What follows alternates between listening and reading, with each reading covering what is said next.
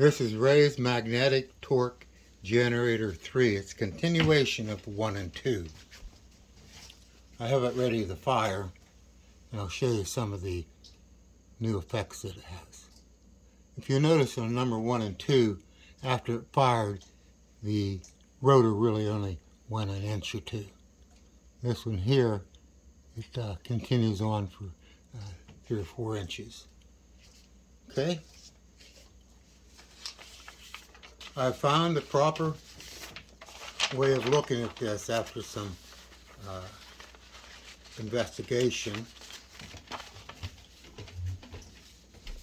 Okay, it's important to understand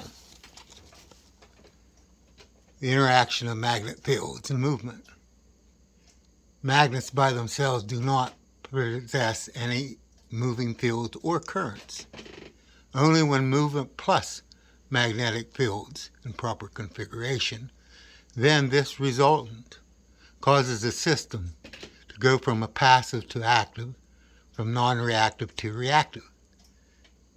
This interaction of magnetic fields plus movement causes self-acting event. It does it all by itself, self-contained. The firing event requires no other outside force. Okay, let's watch this a little bit, and then we'll go into it and deeper.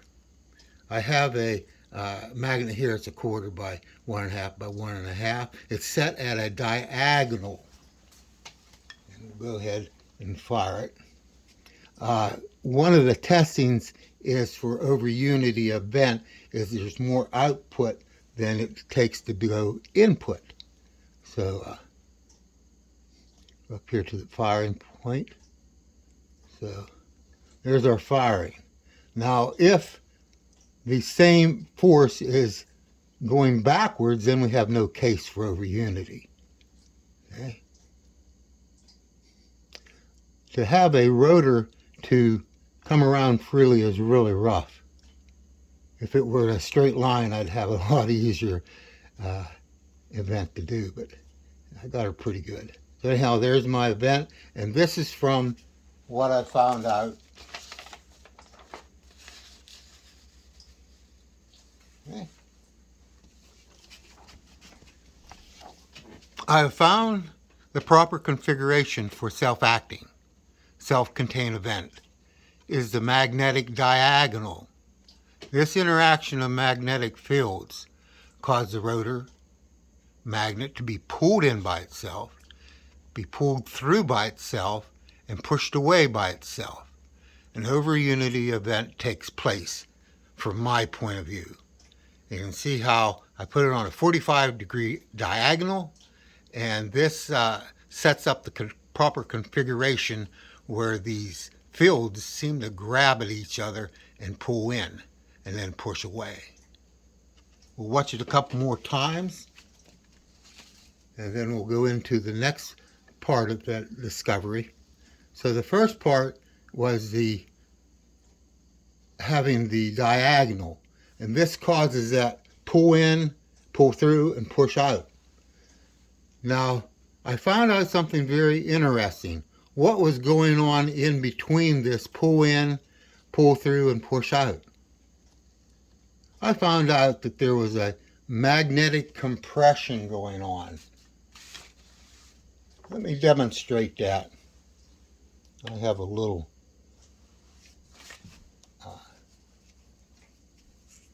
concrete nail on there. And as I move my magnet in here, you can see it's pushing it down. That's compressing. Now if I don't let it push down, then you can see that, oopsie. Ooh. Do that correctly.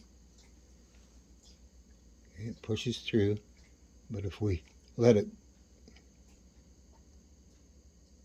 let's see, find the right place here.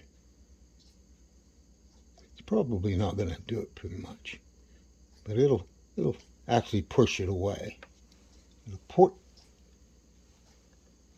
the compression in there. If I had it on a bigger scale, you can see it pushing away there. direction. So it pushes down, compressing, and then it releases it and pushes it forward.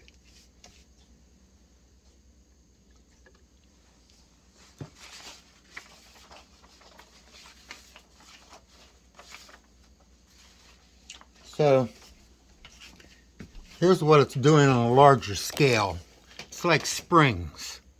As it's coming into the diagonal magnet, these springs, magnetic compression is taking place between the rotor and the stator, or I call it an activator. And then as it exits, it's pulled in. It does this compression on its own because it's pulling in, self-acting. It pulls through, and then it releases, almost like a magnetic release there, and it pushes it away. Here's another way I looked at it.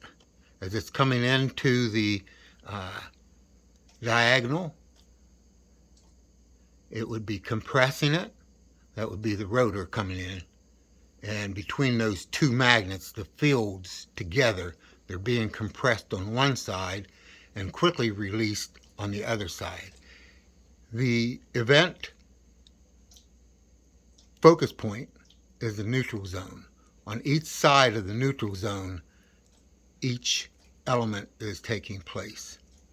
Whether that has much to do with it, I don't know. So let's go ahead and try that again. And now that we know what my theory is, so we're coming around and we're coming in to right where it's going to do the self-acting event.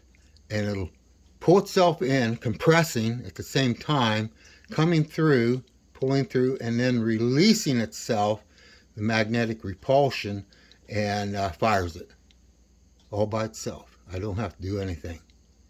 And it's enough of a force that's lighting the LEDs. So on a large scale, this would be scalable. I've worked with some a little bit bigger. It's fun. Okay?